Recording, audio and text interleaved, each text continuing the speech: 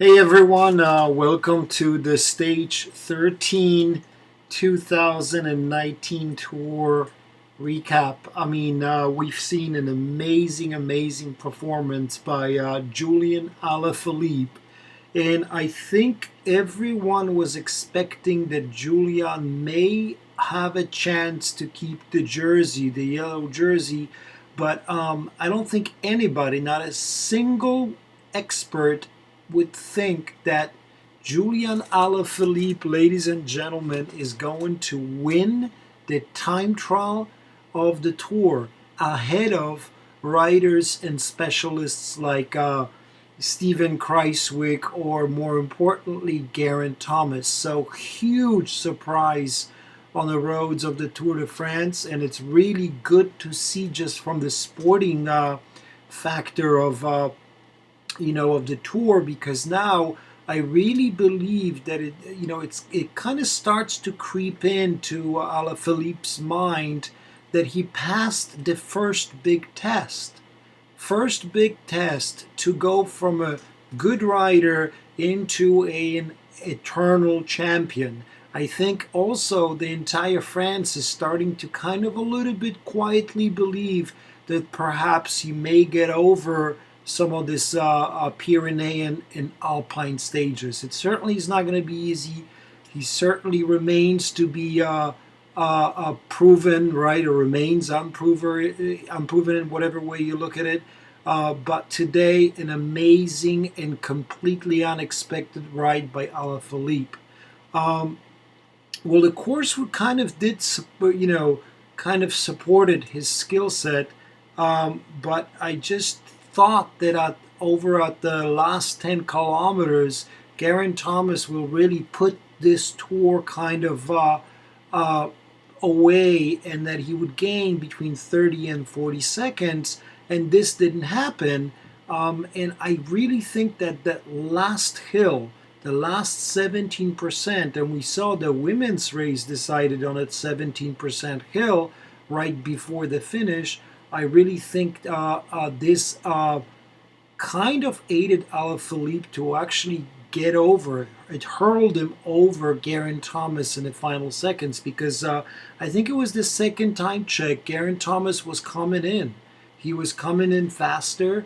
At the first time check, he was actually 1 or 2 seconds slower than Stephen Kreiswick.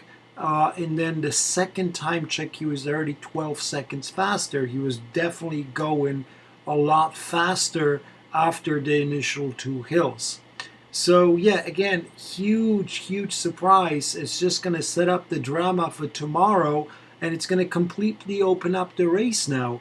Um, we're looking at a similar situation that we had in the Giro d'Italia, that the two guys, Vincenzo Nibali and Primoz Roglic, were fighting it out and doing the tactical race, and the third man won the race. So it's going to be very interesting. Um, the GT's forms, right? Geraint Thomas' form. Again, that must come back into a question, right? He stated that during the last kilometers he wanted to finish it up, but he couldn't simply. And you could tell that he was going noticeably slower on that final hill. The question is, what is really Geraint Thomas's form coming into this tour, based on all the crashes that he had early, based on the crashes that he had in the Tour, and based on his pullout from Tour of Switzerland? What is his real form? Is that last 5%, as he described, that missing of the 5% of the effort is going to hurt him in some of the Alpine stages? The drama is really, just started to unfold. Um, One thing that was kind of sad was to see Van Aert crash out of the Tour. He hit a band rail on the side of the road on one of the final turns, and apparently he hit it in some way that he has a big gash on his thigh, and hopefully he's okay. He had a small operation, but he's out of the Tour, and that just goes to show you, one mistake in 21 days, in all these hours of racing, can put you out of the Tour. Van Aert won a stage, won another stage with Jumbo in a team time trial, and I'm hoping that he's okay and we're gonna see him back again for maybe Vuelta or some other stage races and a one-day races a little bit later on. He would be a good candidate for World Championships, so look out for that. Um, one other rider that really impressed me today was Thomas de Gendt, not known for his abilities as a time trial rider. I mean, apparently these guys can do almost anything, right? Except probably climb the long cols. But then again, you never know with Thomas de Gendt. But I don't think anybody would expect for him to compete for the stage win and, to get the leaders board for so long and to only be peeped by Geraint Thomas and surprising Julian Alaphilippe, so third place on a stage, absolutely fantastic. The performances of the other guys, other GC favorites, pretty much all of them lost time. Uran, Richie Porte, Steven Kreiswick, and Thibaut Pinot did really well. Kreiswick was no surprise. He's up to third place in the overall.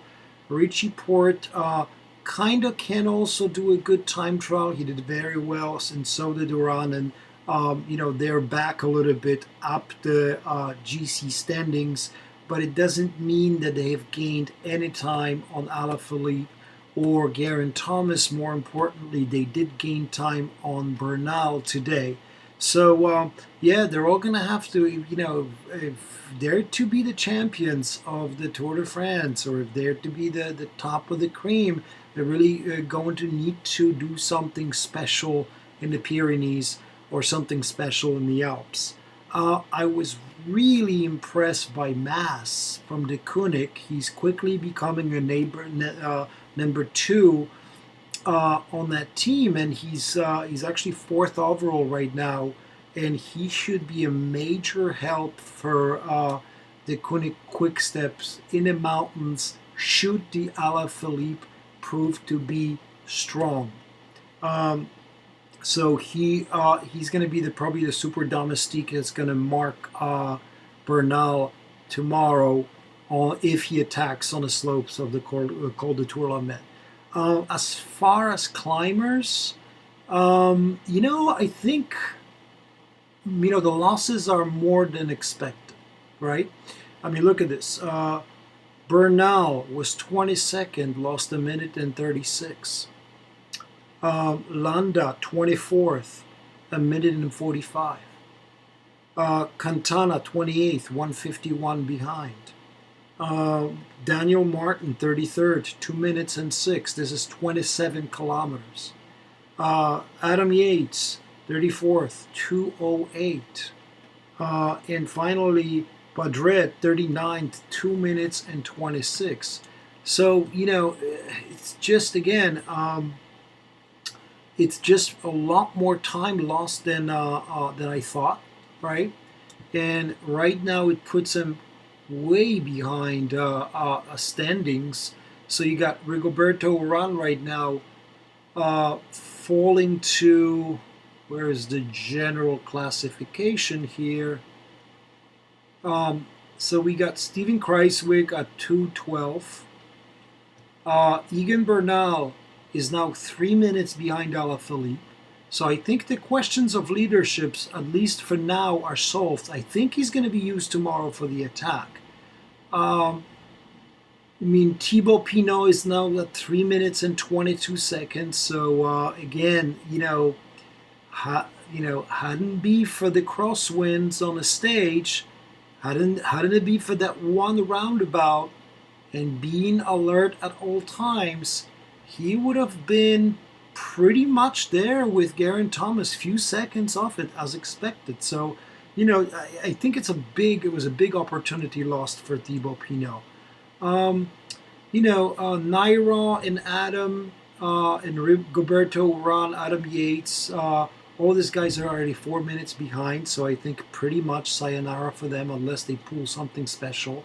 Daniel Martin 4:15, Alejandro Valverde 4:29, together with Jakob Fuglsang 4.5 minutes back, right? And 3 minutes back to Geraint Thomas. Um, Michael Landa, Roman Bedret, 6 minutes behind already. I think it's over. I think Bedret and Landa need a long range attack tomorrow. Um, I think people like Warren Barguil need to rethink their goals for the Tour de France. I think tomorrow we may see them fight for the get into the fight for the polka dot because we got a horse category climb, and then the Tour de France for polka dot really is just starting now with all the big climbs coming. So yeah, it's going to be really interesting, but it's looking right now like a two-way fight between the challenger and the champion, the Yellow Prince of France. So yeah, I'm really excited to see what's going to happen tomorrow. And again, this is the whole point, right? You can be a climber, okay, but there are only very few champions. And if all of these guys, all of these GC guys, want to step to kind of like the history books, really to the history books, because when you win a Tour de France stage, when you compete in the Tour de France, you're already in the history books. But really step into that level of elite champions, for somebody like Landa, for somebody like Richie Porte, all of these guys, coming in fifth and sixth doesn't really make a huge difference. Okay, so one of those old school long range attacks is needed, and and if you're gonna go down with a fire, if you're gonna get caught, if you're gonna lose 2 more minutes, I guess what's the difference with coming in fifth or coming in ninth in the Tour de France, right? At least you tried. So that's what I believe. Okay, so this was the recap of stage 13, the individual time trial. Huge surprise. We're all really excited. Can't wait for tomorrow. If you like the recap, if you like the video, hit like. If you like the channel, please subscribe, right? There's always a need for new subscribers to spread the message for cycling. And hopefully you're riding. Okay, I'm going out in about an hour or so to do my loop of 25, 30 kilometers, mostly flat with 7 hills, just like the Circle of Death, right? My Circle of Death. And, my Circle of Death is like the hills that are like 50 yards long, just so you know. Slightly below, I would describe my form slightly below the Weekend Warrior. So, but getting better. So yeah, like the video if you liked it, subscribe, and curious about your picks for tomorrow, curious about how how have you been enjoying the tour and what you think about Alaphilippe's chances. What do you think about Egan Bernal and Geraint Thomas? What do you think about that rivalry? Will it be somebody else out of the climbers that decide to go for glory and kind of become the champion of the old? All right, guys, thank you very much, and I'll see you tomorrow.